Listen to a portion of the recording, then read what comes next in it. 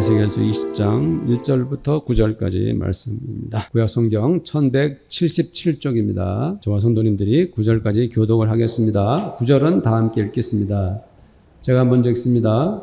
일곱째 다섯째 달 열째 날에 이스라엘 장로 여러 사람이 여호와께 물으려고 와서 내 앞에 앉으니 여호와의 말씀이 내게 임하여 이르시되 인자야 이스라엘 장로들에게 말하여 이르라 주 여호와께서 이렇게 말씀하셨느니라 너희가 내게 물으려 왔느냐 내가 나의 목숨을 걸고 맹세하오니와 너희가 내게 묻기를 내가 용납하지 아니하리라 주 여호와의 말씀이니라.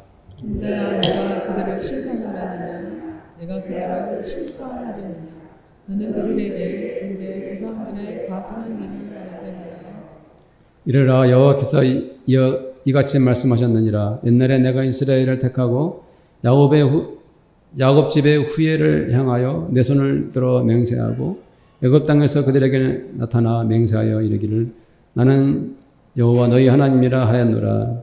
그날에 내가 내 손을 들어 그들에게 맹세하기를 애굽 땅에서 인도하여 내어 그들을 위하여 찾아두었던 땅 곧 적과 꿀이 흐르는 땅이며 모든 땅 중에 아름다운 곳에 이르게 하리라 하고 또 그들에게 이르기를 너희는 눈을 끄는 바 가증한 것을 각기 버리고 애굽의 우상들로 말미암아 스스로 더럽히지 말라. 나는 여호와 너희 하나님이라 하였으나 그들이 내게 경악하여 내 말을 즐겨 듣지 아니하고 그들의 눈을 끄는 바 가증한 것을 각기 버리지 아니하고 애굽의 우상들을 떠나지 아니하므로 내가 말하기를 내가 애굽 땅에서 그들에게 나의 분노를 쏟으며 그들에게 진노를 이루리라 하였노라.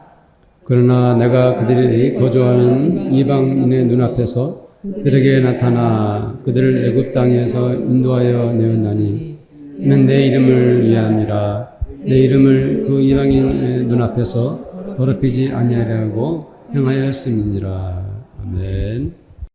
막바지 무더위가 지속되고 있는데요. 건강 유의하시고 가족마다 주님의 사랑과 은혜와 행복이 넘쳐나기를 축복합니다. 2023년 한국 불교인 대상으로 한 조사에 따르면 불교인들 38%는 한 달에 한 번 미만 절에 간다고 응답을 했고 불교인들 중에 33%는 전혀 절에 가지 않는다라고 대답을 했습니다. 그들의 종교는 분명히 불교지만 불교인 중 무려 33%나 1년에 한 번도 절에 가지 않는다는 것입니다. 왜 그들은 그렇게 종교 생활을 할까요? 그것은 오래된 종교 문화 탓일 것입니다. 조상 때부터 불교 신앙을 가져왔기 때문에 자기들의 조상들이 믿었던 불교를 여전히 믿고 있는 것이죠. 전국의 아름다운 산천에 우리가 가다 보면은 아름다운 계곡 이런 곳에 절들이 자리를 차지하고 있죠. 몇 천 년, 몇백 년 된 그런 고찰들이 우리나라의 귀중한 문화재로 인정을 받고 있습니다. 그렇게 불교는 우리 역사에 뿌리 깊이 박혀 있습니다. 제가 어렸을 때 자라나면서 무심코 입에서 튀어나온 말들이 있었어요. 그것은 뭐냐면은 아이스 깨끼, 요이땅, 다마, 이빠이, 도라이바, 이찌니쌈, 빠가야로, 텔레비 이게 다 일본 말이죠. 요즘까지 쓰는 말 중에 하나는 텔레비가 아닌가. 아직도 텔레비라고 하시는 분이 계신지 모르겠는데 거의 이제는 TV라고 다 말하고 있죠. 어른들이 쓰니까 저도 그냥 따라 썼던 기억이 납니다. 일제 36년 동안 이렇게 우리가 일본의 영향을 받았는데 제가 어렸을 때는 이미 광복 후 30년이 지난 때입니다. 그때까지도 일본의 영향을 받고 있었던 것이죠. 출애굽기 12장 41절 말씀을 한번 읽어볼까요? 읽어봅시다. 430년이 끝나는 그날에 여호와의 군대가 다 애굽 땅에서 나왔은즉 이렇게 말씀이 기록되어 있어요. 이스라엘 사람들은 애굽 즉 이집트에서 430년간 노예로 살았습니다. 그렇다면 그들은 그 이집트에서 그렇게 오랫동안 살면서 과연 이집트에 있는 우상들을 섬기고 살았을까요? 아니면 하나님만을 믿으면서 살았을까요? 성도님들은 어떻게 생각합니까? 사실 이 성경에는 이스라엘 사람들이 과연 이집트에서 우상을 준비했는가, 하나님을 믿었는가 하는 자료가, 근거 자료가 많지가 않습니다. 그러나 오늘 읽은 말씀은 이스라엘 사람들이 이집트에서 얼마나 우상에게 집착했는가 하는 것을 그대로 밝혀내고 있습니다. 자, 7절, 8절 말씀 읽어보면 알 수가 있죠. 다시 한번 읽어봅시다. 시작. 또 그들에게 이르기를 너희는 눈을 끄는 바 가증한 것을 각기 버리고 애굽의 우상들로 말미암아 스스로 더럽히지 말라. 나는 여호와 너희 하나님이라 하였으나 그들이 내게 반역하여 내 말을 즐겨 듣지 아니하고 그들의 눈을 끄는 바 가증한 것을 각기 버리지 아니하며 애굽의 우상들을 떠나지 아니하므로 내가 말하기를 내가 애굽 땅에서 그들에게 나의 분노를 쏟으며 그들에게 진노를 이루리라 하였느니라. 아멘. 여호수아 24장 14절에도 보면은 애굽에서 그들이 우상을 섬겼던 근거들을 말하고 있어요. 여호수아가 이제 가나안 땅의 지도자로서 정착을 시작했는데도 애굽에서 섬기던 신들을 아직도 버리지 않는 모습을 지적을 하고 있어요. 14절 말씀을 읽어봅시다. 시작. 그러므로 이제는 여호와를 경외하며 온전함과 진실함으로 그를 섬기라. 너희 조상들이 강적과 애굽에서 섬기던 신들을 제하여 버리고 여호와만 섬기라. 애굽에서 그들이 우상을 섬겼던 것들을 우리가 알 수가 있죠. 이집트는 다신교 종교를 가지고 있어요. 태양신이나 송아지 숭배, 심지어 살아있는 파라오, 우리는 바로라고 그러죠. 그 살아있는 왕을 신처럼 섬기기도 했습니다. 이집트에서 나오는 그 미이라나 또 피라미드 이런 것들이 전부 다 사후세계 종교적 신앙을 가지고 만들었던 것들이죠. 그래서 오늘 말씀의 7절, 8절에서 중요한 그러한 표현을 우리가 좀 봐야 됩니다. 그것은 두 번 반복되는 말씀인데 눈을 끄는 바라고 말했죠. 눈을 끄는 바. 그렇습니다. 이집트의 우상들은 눈에 띄고 눈에 끌리는 것들입니다. 이스라엘 사람들은 애굽에 그 황금 송아지나 태양신, 갖가지 짐승을 숭배했어요. 그들이 눈에 보이고 손에 잡히는 우상들에 집착했던 것입니다. 그런데 오늘 본문 시작하자마자 장로들이 등장합니다. 장로들. 에스겔을 찾아온 장로들 기억나시죠? 우리가 2주 전에 우리가 말씀을 에스겔 14장 말씀을 봤을 때 바로 에스겔 14장에서도 장로들이 등장을 했죠. 기억하십니까? 2주 전에 말씀을 기억하신다면 아주 지혜로우신 분들입니다. 하나도 기억이 안 난다 그래도 아주 매우 정상적입니다. 괜찮습니다. 그런데 이 장로들이 3번에 걸쳐서 에스겔을 찾아옵니다. 그래서 처음에 에스겔을 장로들이 찾아온 장면은 에스겔서 8장입니다. 거기서는 상당히 많은 장로들이 찾아왔다. 약 70명이 찾아왔다는 것을 표현해 놨어요. 자, 먼저 8장 1절을 볼까요? 읽어봅시다. 시작. 여섯째 달 초섯 달 나는 집에 앉아 있고 유다의 장로들은 내 앞에 앉아 있는데 주 여호와의 권능이 거기에서 내게로 내리기로. 11절 12절도 이어서 읽습니다. 이스라엘 족속의 장로 중 70명이 그 앞에 섰으며 사반의 아들 야사냐도 그 가운데 섰고 각기 손에 향로를 들었는데 향연이 구름같이 오르더라.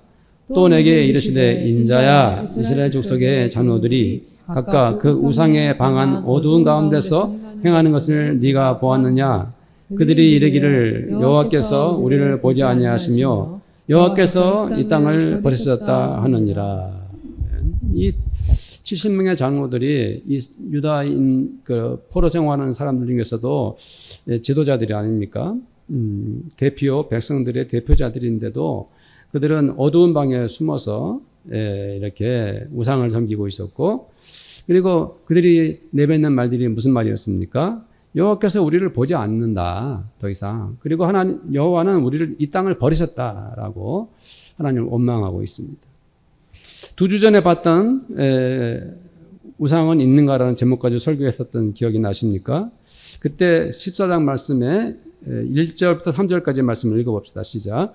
이스라엘 장로 두어 사람이 나와 내 앞에 앉으니 여호와의 말씀이 내게 임하여 이르시되 인자야, 이 사람들이 자기 우상을 마음에 들이며 죄악의 걸림돌을 자기 앞에 두었으니 그들이 내게 묻기를 내가 조금인들 용납하랴. 아멘. 네, 이 사람들은 장로들이 에스겔을 찾아오긴 찾아왔지만 마음에 우상이 가득했어요.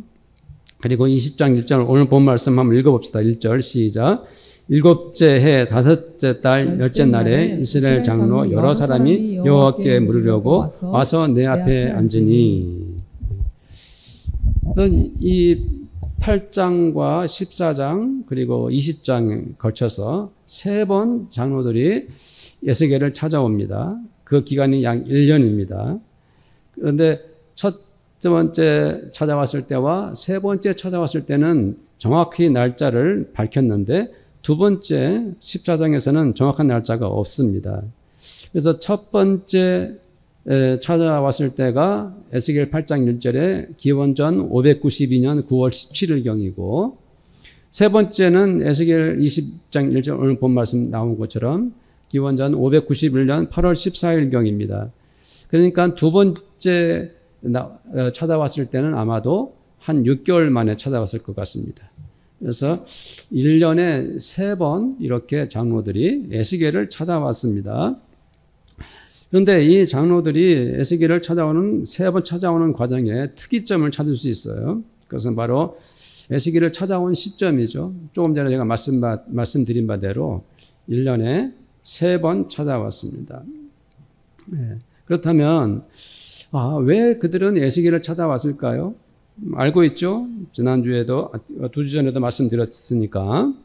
그것은 하나님의 선지자 에스겔이 하나님을 통해서 우리에게 무슨 말씀을 하시는가 하고 그것을 알고 싶었기 때문입니다.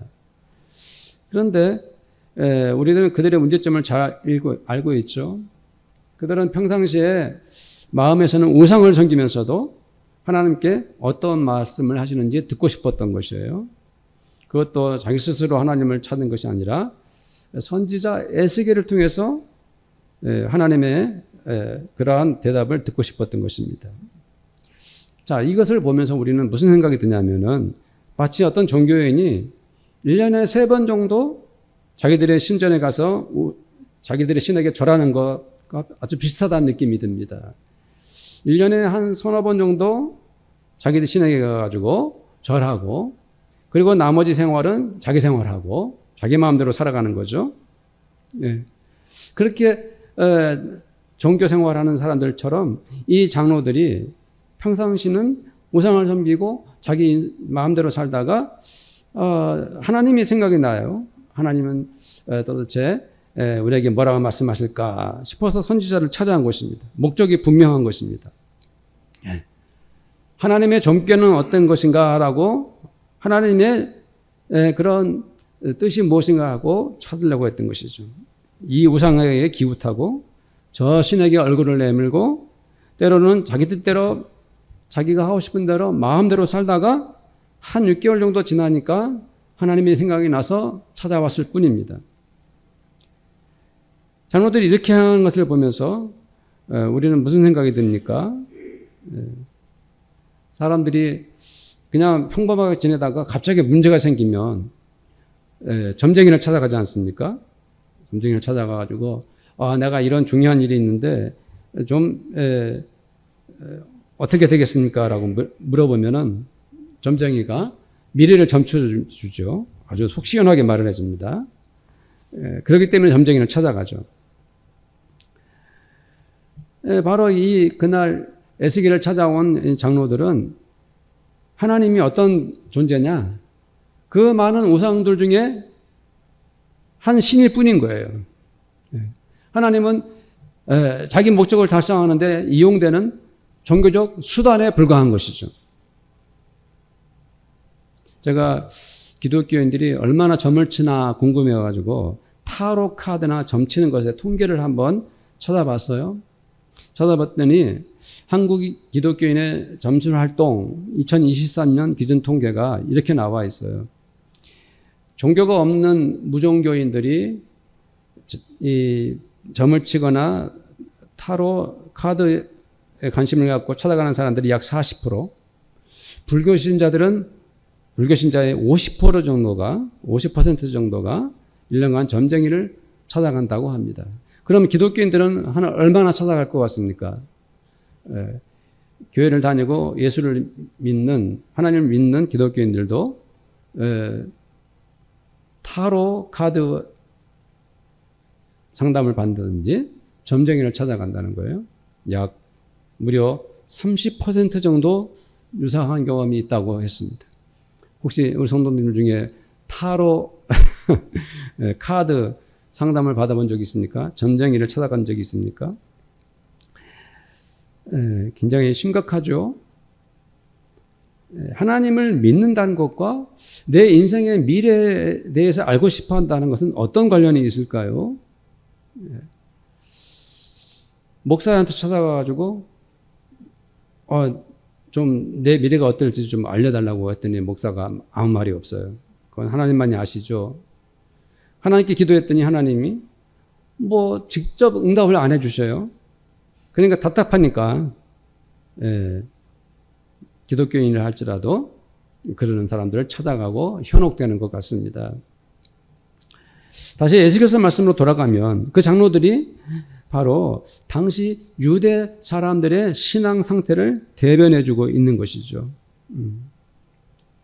나라의 지도자들이 앞장서서 우상을 숭배하고 그러면서도 생각나면 하나님을 찾아오는 그 현실을 그대로 드러내고 있는 것입니다.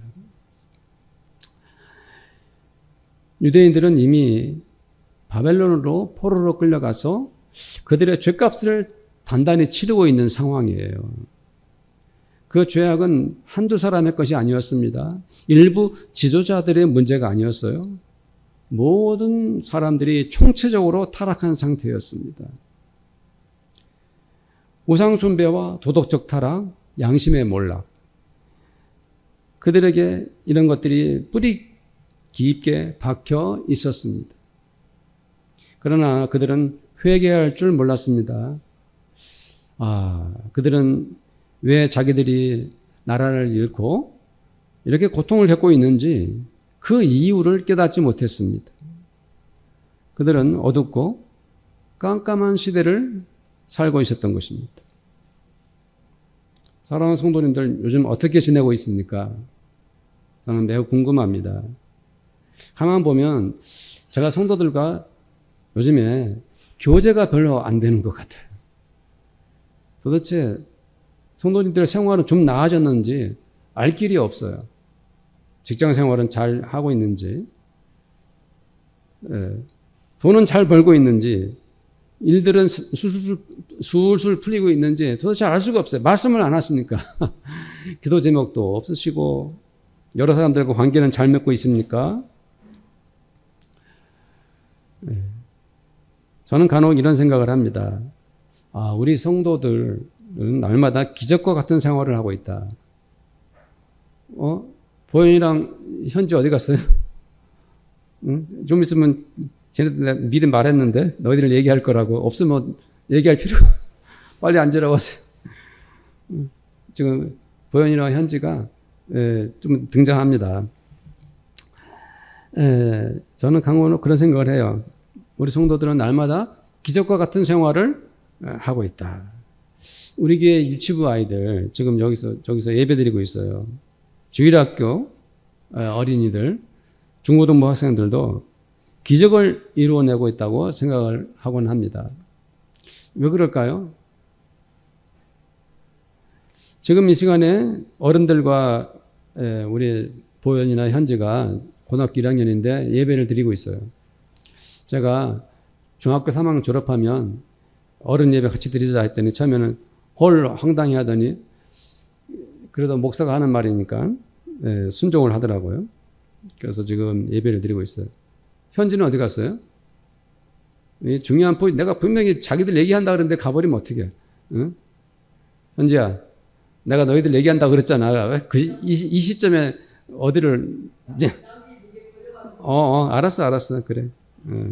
얼마나 착하고 예쁜 애들인지요.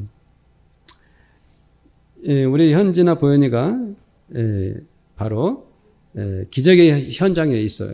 그게 무슨 말일까요? 바로 이런 이유 때문입니다. 일주일에 단 한 번 교회를 오고 이렇게 겨우 1시간 예배를 드리면서도 하나님을 믿는다는 것 자체가 기적이 아닙니까? 만약 우리가 이런 가정을 생각해 봅시다. 우리가 직장을 다니는데 단 하루, 그것도 한 2-3시간 근무하고 끝이다. 가능하지 않죠. 학교를 가서 학생들이 공부하는데 딱 하루 가서 2시간, 3시간 수업하고 끝이다. 정상적으로 그 아이들이 성장할 수가 없죠. 그건 있을 수가 없는 일이죠.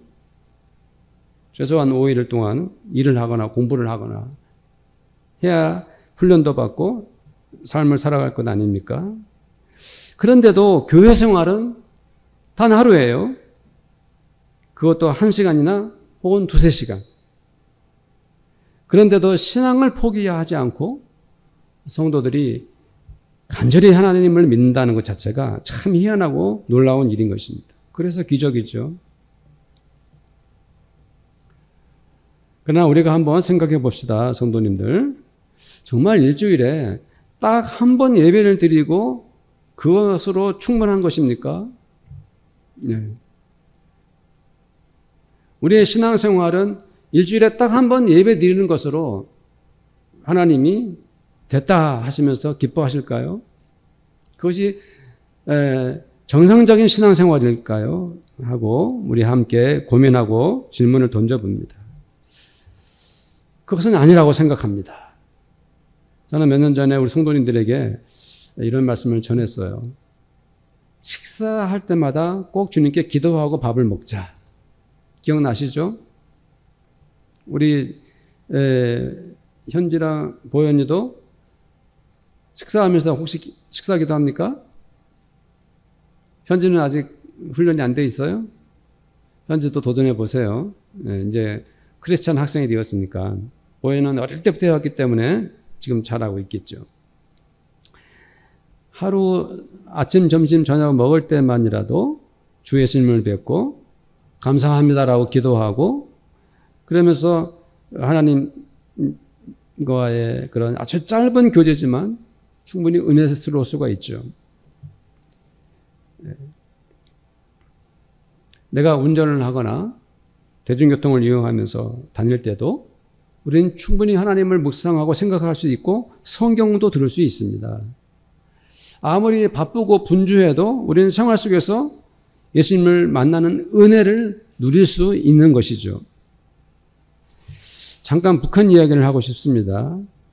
북한 지도자 김정은 위원장이 등장하면 주민들이 혹은 인민군들이 얼마나 열광을 합니까? 와, 그냥 손을 들고 그냥 시키지도 않았는데도 그렇게 합니다. 살아있는 신과 같아요. 집집마다 관공서마다 그의 사진이 걸려 있지 않습니까? 북한 인민들이 인터뷰를 할 때 거짓이든 진실이든 자기들이 지도자 동지로부터 얼마나 은혜를 받고 사는지 간절히 외치지 않습니까? 친애하는 지도자 동지의 은혜를 입고 산다고. 북한 전체를 지배하는 공산주의 사상, 지도자를 숭배하는 이것들은 차라리 종교보다 더 심하다 싶을 정도죠. 그러나 우리 성도들 중에서 우리들 중에 누구라도 북한에 보내줄 테니까 나가서 가서 살아보십시오 하면 갈 사람이 아무도 없죠. 아무도 안 갈 것입니다. 왜냐하면 공산주의 사상이나 그 지도자들이 분명히 우상이기 때문이죠.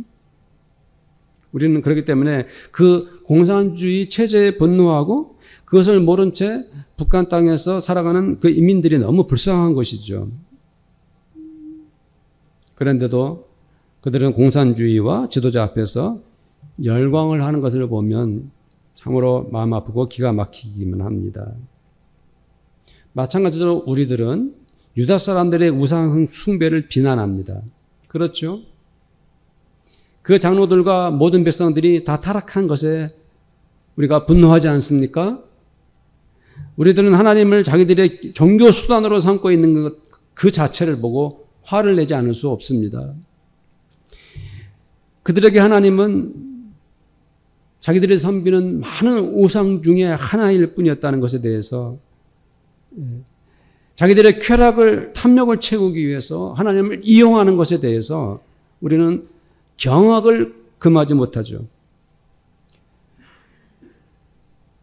그러나 우리들도 그들의 그 함정에 빠질 수도 있습니다. 그들을 향하여 잘못했다고 손가락질다 하던 우리들이 스스로 그 전철을 밟을 가능성도 있는 것입니다. 우리들은 나 자신도 모른 채 내가 언제 그랬지 느껴보지도 못하고 그들이 빠졌던 그 늪에 내 발을 담글 수도 있습니다. 그렇게 된다면 얼마나 위험한 것입니까? 매우 위험하죠. 그것이 어떤 케이스입니까?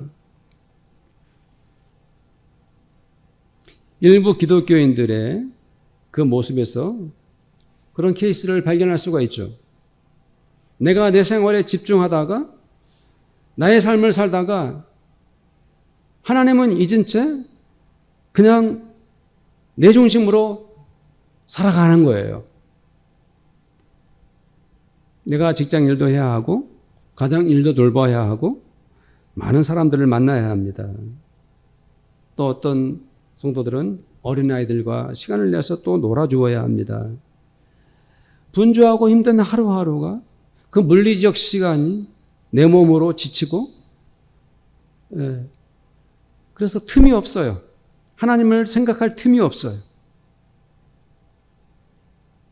그러나 이렇게 말하고 이렇게 살아간다면 그것이 바로 가장 위태로운 것입니다.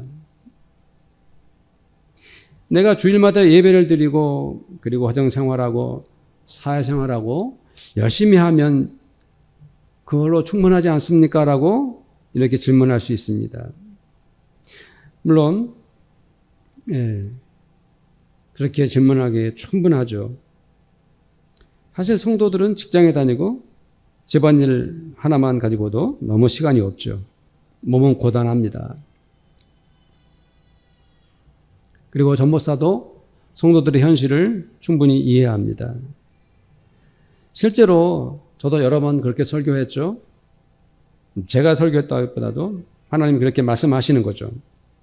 기독교인들은 예배당에서 주일 성수하는 것만이 예배가 아니라 가사일도 거룩한 하나님의 일이고 성도들의 직장 생활도 우리들이 성전에서 헌신하는 것처럼 정말 최선을 다하면 그것도 예배와 마찬가지다라고 제가 가르쳤고 성경에서 말씀하고 있고 맞는 말씀입니다.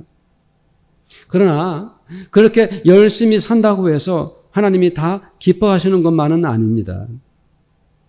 중요한 것은 우리들의 마음이죠. 우리들의 신앙이고 우리들의 믿음인 것입니다. 우리는 내 생활이 급하고 또 중요하지만 오히려 그러면 그럴수록 더욱 늘 하나님 앞에 서야 하는 것입니다. 우리의 믿음의 선배들이 타락한 기독교를 개혁하면서 외쳤던 그 개혁의 소리가 무엇이었습니까? 바로 라틴어이긴 하지만 코람데오였습니다. 즉 하나님 앞에 서자는 것이에요. 그 신앙운동이 바로 종교 신앙개혁이었던 하나님 앞에 서는 것. 성도님들 5절 말씀을 보겠습니다. 5절 말씀 다 함께 읽겠습니다. 이르라 주 여호와께서 이같이 말씀하셨느니라. 옛날에 내가 이스라엘을 택하고 야곱 집의 후예를 향하여 내 손을 들어 맹세하고 애굽 땅에서 그들에게 나타나 맹세하여 이르기를 나는 여호와 너희 하나님이라 하였노라. 이 말씀에서 하나님께서 맹세하실 때 어떻게 맹세하고 계십니까? 어떻게 맹세하고 계시죠? 내 손을 들어 맹세했다. 그랬어요. 하나님께서 손을 직접 들어 맹세하신 거예요. 어색하죠. 맹세는 아랫사람이 하는 것 아닙니까? 장군 앞에서 쫄병들이 쫙 있는데 장군이 맹세를 합니다. 이런 것과 비슷한 거예요. 손을 들고. 그러나 하나님께서 손을 들어 맹세한다는 것은 놀라운 뜻이 담겨 있는 것입니다. 손을 들어 맹세한다. 이것은 고대 근동 문화에서는 손을 들어 올리는 것이 엄숙한 맹세를 뜻하는 관습이었어요. 그것이 지금도 많이 통하지 않습니까? 하나님께서 손을 들어 맹세했다. 이 말씀 자체는 자신의 이름과 권위와 주권을 앞세우셔서 언약하시는 거, 약속하시는 것이에요. 맹세하시는 거예요. 인간은 맹세하고 나서도 거짓말할 가능성이 많지만 하나님이 손을 들어 맹세하셨다는 것은 절대적인 약속, 변함이 없는 약속, 반드시 이룬다는 그러한 언약을 말씀하고 있는 거예요. 출애굽기 6장 8절 표준 세번역입니다. 8절 읽어봅니다. 내가 아브라함과 이삭과 야곱에게 주기로 손을 들어 맹세한 그 땅으로 너희를 데리고 가서 그 땅을 너희에게 주어 너희의 소유가 되게 하겠다. 나는 주다. 여기서 히브리어 원문에는 분명히 손을 들어 맹세했다라고 기록되어져 있는데 우리 개역개정에는 그걸 뺐어요. 그래서 왜 개역개정에 이 말이 없지라고 생각해서 뒤져봤더니 히브리어 성경에는 반드시 그 말씀이 있어요. 손을 들어 맹세했어요.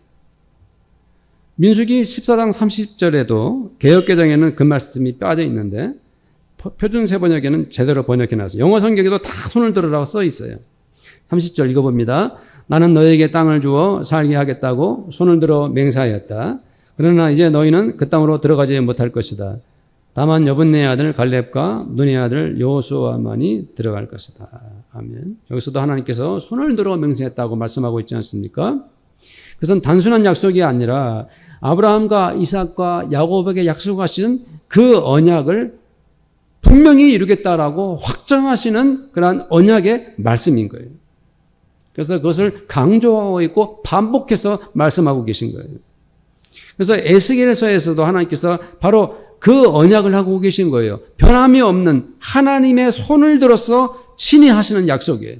반드시 이루어야 마시는 약속인 거예요. 그 언약하신 은혜가 9절 말씀에서 절정을 이룹니다. 자, 9절 말씀을 읽어봅니다.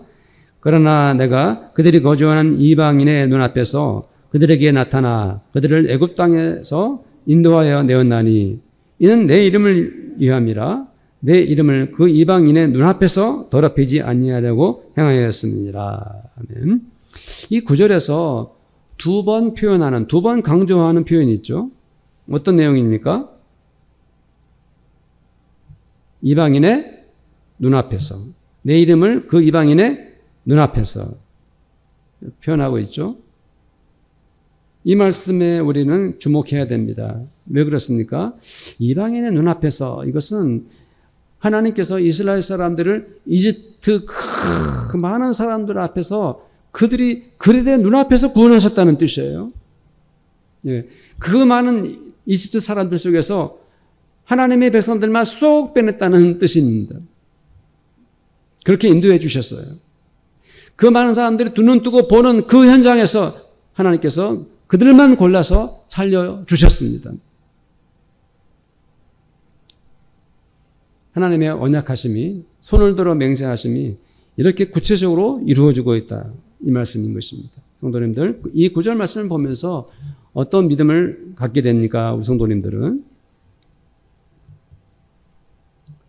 성도님들, 이 말씀을 통해서 우리는 이렇게 주일에 이 성일에 이 성전에서 예배를 드리고 있는 우리들이 누구인가 하는 것을 알려주고 있는 거예요. 내가 누구인가 그것을 말씀해주고 있는 거예요. 그렇다면 성도님들은 누구입니까? 나는 누구입니까? 나는 누굽니까? 하나님 앞에서 이 세상 많은 사람들 속에서 하나님의 손으로 친히 구원받은 사람들이에요.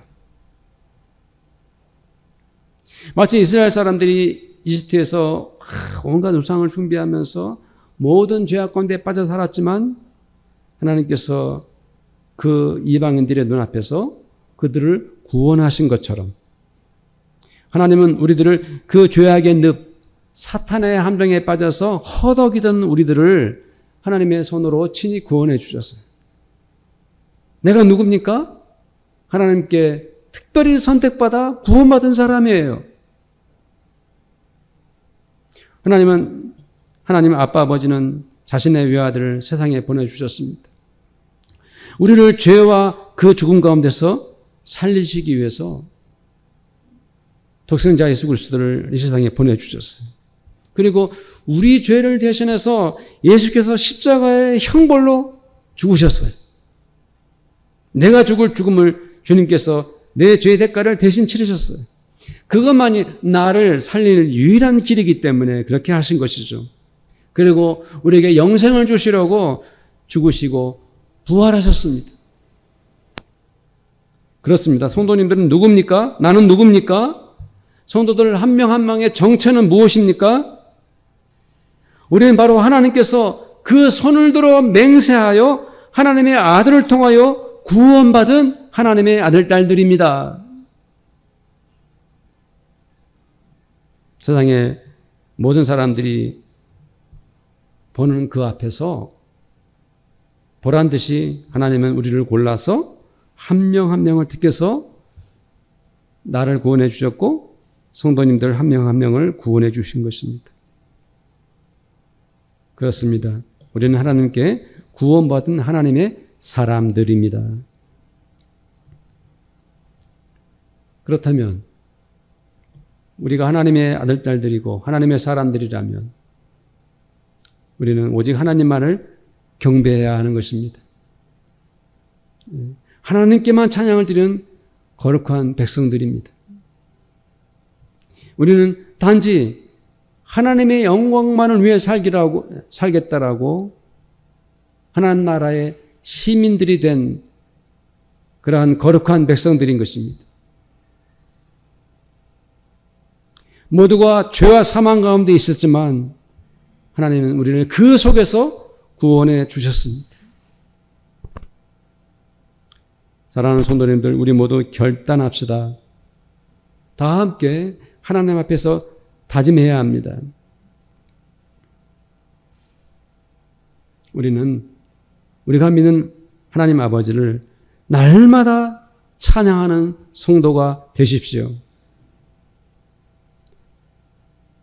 내 마음으로, 내 영혼으로 우리의 삶 속에서, 생활 속에서 주 예수님을 경배합시다. 날마다 숨쉬는 순간마다 호흡하면서 하나님의 은혜를 경험하며 살아가십시오. 내 생각과 내 인격과 내 가슴 속에서 늘 하나님 사랑합니다. 주 예수님 사랑해요. 하는 그 신앙으로 충만하기를 바랍니다. 매일매일 주님의 손을 잡고 살아갑시다. 어느 날은 주님의 눈을 보며 어느 날은 주님의 말씀에 귀를 기울이면서 그렇게 하루하루를 살아가십시오. 그렇게 주님과 더불어 생활하다가 주일이 되면 그저 주님 빨리 뵙고 싶고 성도들 어서 만나고 싶어서 함께 모여 기쁨으로 예배를 드립시다. 우리의 마음에 감사하는 마음이 차고 넘치는 그러한 예배를 드립시다. 기꺼이 일주일 동안 주님과 잘 살았기에 예배도 더욱 은혜롭고 그 예배가 하나님께 영광, 우리에게 기쁨, 모든 성도에게 은혜가 되는, 그래서 이 예배 현장이 일주일의 삶의 기쁨의 연속선에서 서는, 그래서 이 예배가 성령으로 충만한 그러한 예배가 되기를 저는 우리 성도님들에게 간절히 축복을 드립니다. 우리 기도합시다. 우리는 종교인이 되어서는 안 되고 우리는 하나님을 잊고 사는 우리의 생활 속에 빠져 사는 성도가 되어서는 안 됩니다. 우리는 일상 속에 주님을 만나고 주님과 동행하기를 원합니다. 호흡하는 동안에 하나님 앞에 서기 원합니다. 호람되어 하나님 존전에서 늘 살기 원합니다. 라고 우리 합심해서 기도하겠습니다. 하나님 아버지 감사합니다. 주님, 세상 속에도 하나님이 계십니다. 우리의 삶 속에 하나님이 계십니다. 우리의 가정에 하나님이 계시고 우리의 일터에 하나님이 계시고 나의 일상과 사생활에도 하나님이 계시고 나의 언어와 내가 만나는 사람들 속에 하나님이 계십니다. 주님, 바쁘고 힘들고 고단한 가운데도 하나님이 계십니다. 하나님과 아버지 교제하며 하나님과 만나며 하나님의 손을 잡고 하나님의 뒤를 따르며 하나님의 얼굴을 배웠고 하나님의 음성을 듣고 주 예수님을 사랑하며 우리가 그렇게 우리의 삶을 주님의 은혜 가운데 살기를 원합니다. 아버지 하나님, 하나님을 잊어버리고 그냥 아무렇게나 살아가는 그리스도인들이 아니라 일주일에 한 번 예배드리는 것으로 충분하다 생각하는 그런 아버지 하나님이여 종교인이 아니고 아버지 하나님, 우리는 하나님 중심으로 하나님의 은혜 가운데서 하나님을 기뻐하고 하나님을 노래하며 하나님을 찬양하고 경배하는 우리의 삶이 되기를 원합니다. 그 삶이 은혜롭고 기쁘고 감사해서 주일 드리는 예배도 우리가 은혜롭고 성령으로 충만하고 간절히 사모하는 마음으로 아버지 하나님 예배당을 함께 모여 예배드리는 저희들 되기를 원합니다. 세상 속 하나님이 나의 하나님이 되게 하시고 주님께 원하노라. 우리 성도들 다 되게 하여 주옵소서. 감사합니다. 예수님의 이름으로 기도드립니다. 아멘. 지금은 우리 주님 예수 그리스도의 은혜와 하나님 아버지의 사랑하심과 성령님의 교제하심이 오늘 함께 예배드리는 모든 하나님의 자녀들 머리 위에 그들의 가정마다 그리고 그들의 일터와 우리 교회 위에 지금부터 영원토록 함께 있을지어다. 아멘.